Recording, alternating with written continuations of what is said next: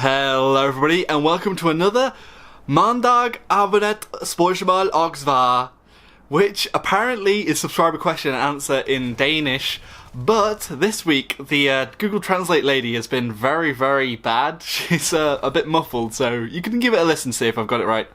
Mandag Abonnet Spørsmål og Svar. Spørsmål Abonnet Spørsmål og Svar. Sounds a bit more like that, but anyway, basically this is the show where I try and answer your questions and just anything that you feel you want to know about Joshino or what I'm playing or what I think about games, and I'll try and answer them. So if you've got a question for next week, put it in the comments below and I'll try and go through all of the questions from last week now. So let's get into them.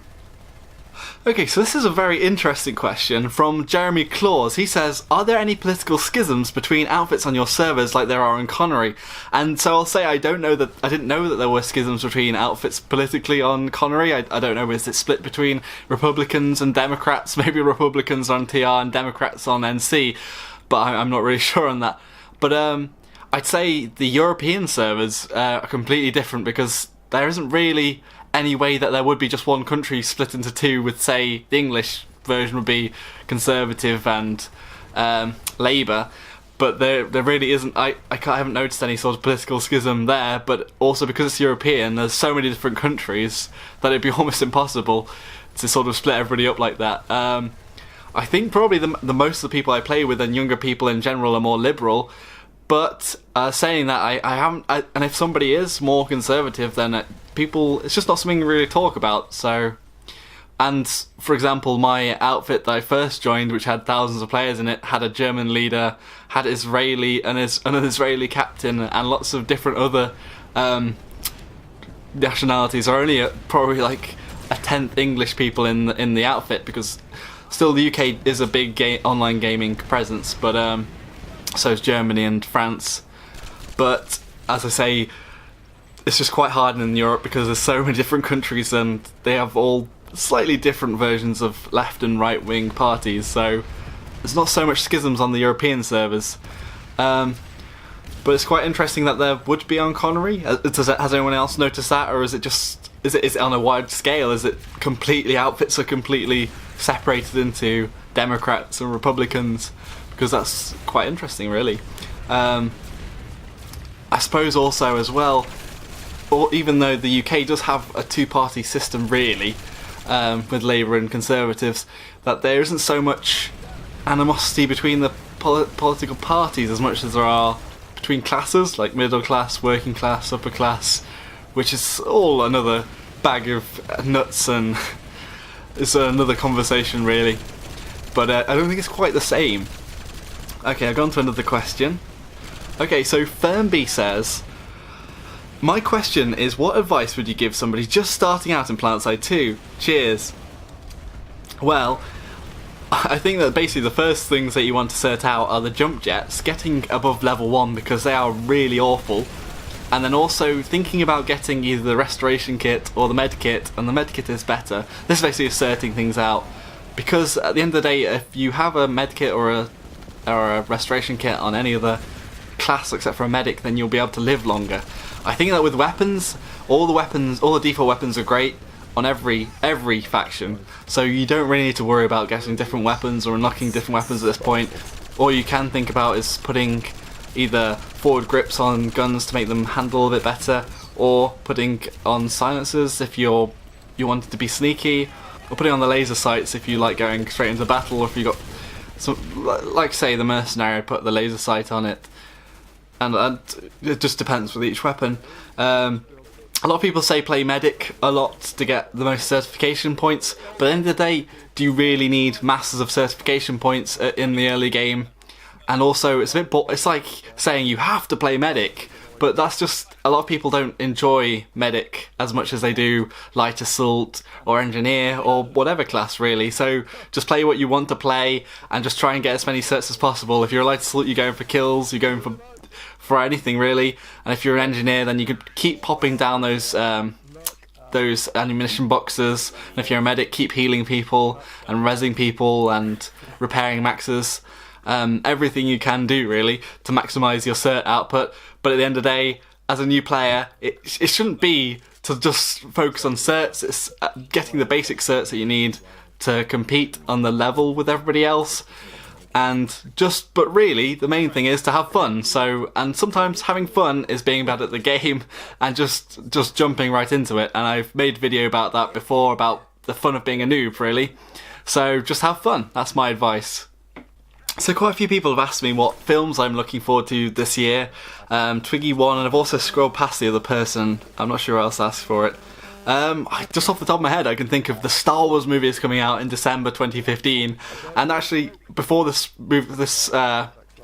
subscriber Q&A was made, the Ex Machina came out, which I watched, and I thought it was a very good film. It was very interesting, but it's quite a niche 4D experience. It's not quite Hollywood level, really. It's quite the whole story is sort of condensed into one area and is very focused on the theme, but it's a very good film. And like a lot of the 4OD or Channel 4 shows like this are, like Black Mirror is a very good sci-fi show. It's almost like a longer Black Mirror, and it has the same guy in it that played one of the Weasleys. I can't remember his name off the top of my head, but I would recommend watching Ex Machina. And also, yeah, the Star Wars film should be interesting. I really hope that it's going to be good and we're not going to be disappointed. And yeah, let's move on from the prequels because they were not so good, let's say. Let's get back to the questions then. Nathan B says, Joshino, what are your thoughts on heavy metal? Well, there's two ways I could look at this. There's either the music or the film heavy metal. And let's go for the music first. I do like metal and heavy metal and pirate metal and folk metal, but I'm just not a massive music guy. Like, I don't go after, like, I'm not that sort of person where I have loads of songs and bands I love. If I hear something, I just like it, and I sort of like every genre, really. But I have been to a lot of not gigs, festivals. Like near me is the Download Festival in the UK, where a lot of metal bands come, and I've been a few years, and that's always fun, and I do enjoy metal, so yeah. And heavy metal, the film, is absolutely epic, and I'd suggest it to anybody, really. And also Heavy Metal 2 is great too. Heavy Metal Highway. The Arcane District says, do you trim your eyebrows or are they just perfect by accident? No, I'm sure this is a joke because I've just got massive eyebrows. I'm like the eyebrow guy. And no, I don't trim them, but I do actually pluck the centre of them, otherwise I would have a monobrow, and that's just the truth. And I've always been brought up by my mother saying that people with monobrows shouldn't be trusted. So to grow up having a monobrow, it made me very insecure, and it made me feel like a very somebody that wasn't very truthful or to be trusted because I had this monobrow. So yeah, that's the reason why I plucked the centre of my monobrow. Okay, Foster on Briggs has something similar to heavy metal. He says, what music do you prefer? So I like all music, really. When I'm playing games, if I'm playing a game like Dota where it's just I need something in the background to chill me out, I like listening to sort of ambient music and sort of chilled out electronic sort of things. And he says, could you do a house tour? I don't think so at the moment, and he says maybe a bit weird, but not at the moment. And he also says, could you show me your mum? And I don't think my mum would really want to be on my films. And he asks did I ever have a girlfriend? I've had a few girlfriends, but at the moment I don't have a job, really, a proper job. I've got like side jobs and I don't really have that much money, so I couldn't really have a girlfriend, if you see what I mean. But I have had girlfriends in the past. Not long-term ones, but yeah. The Hoodie says, who also asked for the Danish intro, says, have you seen the Battlefield Hardline? If you know the Battlefield series properly, what are your thoughts about it? And yeah, I have seen Battlefield Hardline, and I'm not really a massive fan of it. I think it's another move towards something that isn't Battlefield anymore. It's more like a first-person GTA, which we're actually getting in GTA 5 on PC, if we get it. But yeah, I do think it looks like a fun experience, but just because it takes away from the core battlefield experience that we sort of lost from Battlefield 2142 and 1942 and Battlefield 2, and that sort of just the expansiveness and the real Battlefield experience is gone and has been sort of replaced by the Bad Company experience, and then this is just taking it in a different route. And I probably would play it, and I'll probably play it when it comes on sale, but I'm not going to buy it full price just because it's not the game I want Battlefield to be honest. Lingfrost Gaming says, Josh, can you please tell Dark Elf Druid to make more Planetside 2 videos, like another collab with you two, and all MLG memes? And I only did a collab. Oh, I did do a collab for his intro. I did a voice for him. I did a David Attenborough voice. Here we see the Dark Elf Druid. But we did a H1Z1 collaboration as well, and that went quite well, although he made me feel very bad after we murdered quite a few people in very bad ways, and I was a tool, an accessory to murder. But I can't tell him to come back to Planetside 2. I think at the moment he's just making loads of H1Z1 videos just because he's enjoying it.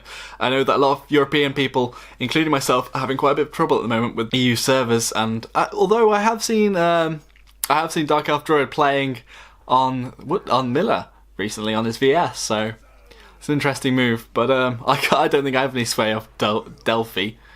So seeing as I've already mentioned this one, I'm going to scroll back up to Dark Elf Druid Lel's question. He says, hello Joshino, I'm rather new to your channel and I was wondering if you could give me some tips on Planetside 2 gameplay.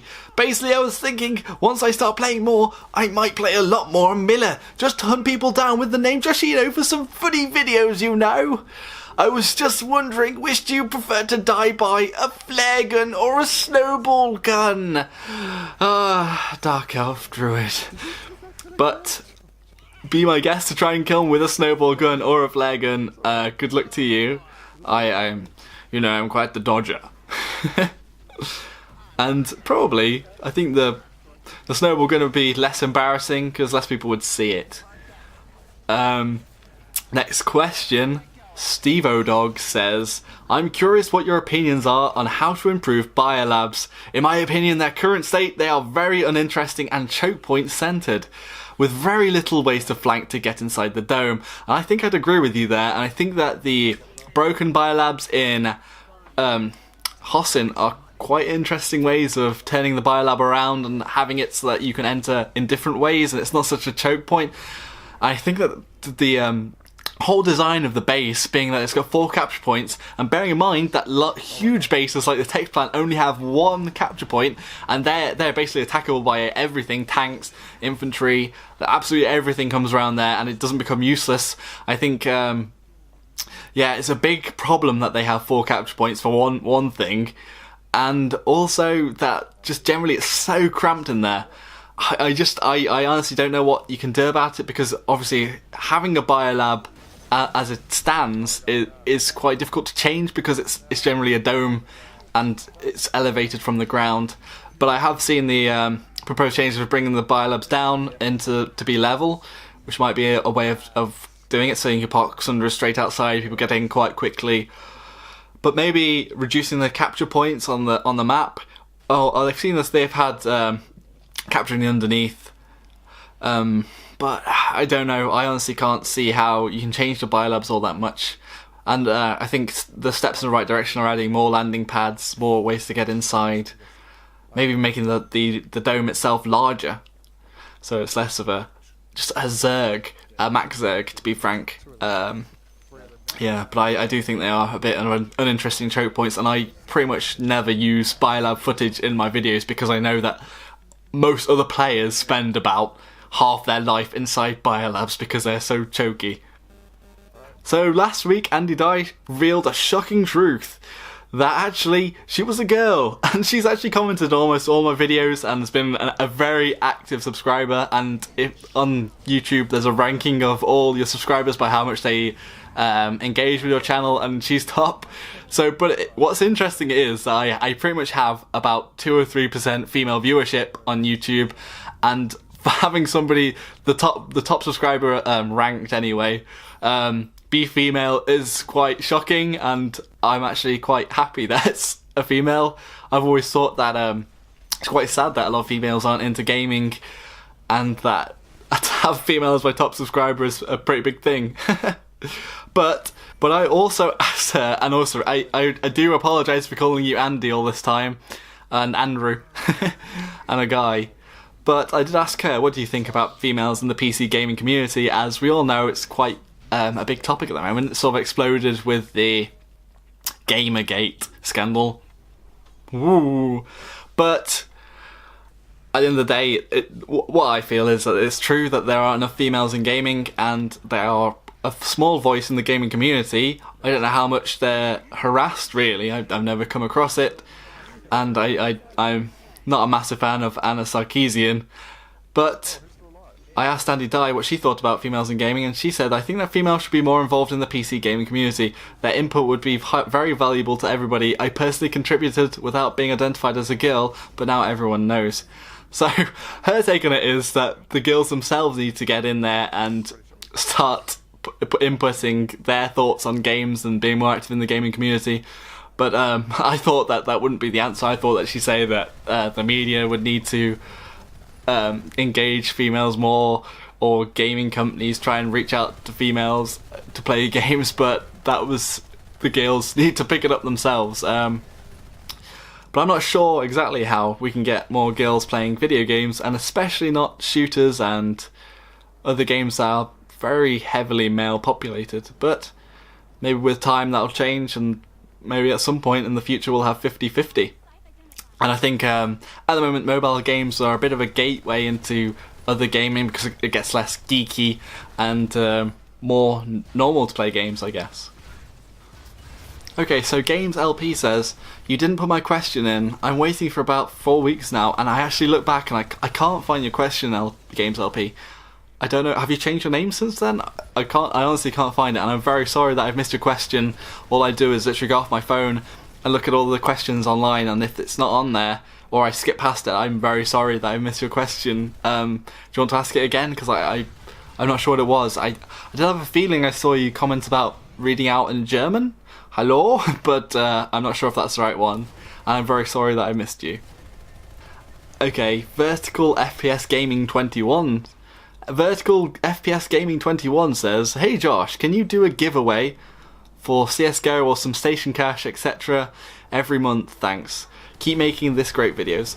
So thanks for that comment at the end. But with the competition thing, before I was playing maybe a lot more CSGO, probably a game every day. And what happened was you get the loot drops. I'd slowly build up my Steam wallet to have enough for about £5 Steam wallet cash, which then I would give to people as a gift, which is 500 station cash if you buy it in the station shop whilst using Steam, which is a bit of a mouthful, but there's a video I've made about how you can get Steam wallet money to become station cash and basically make money playing games. So you can play CSGO and Dota 2 and make money off of them.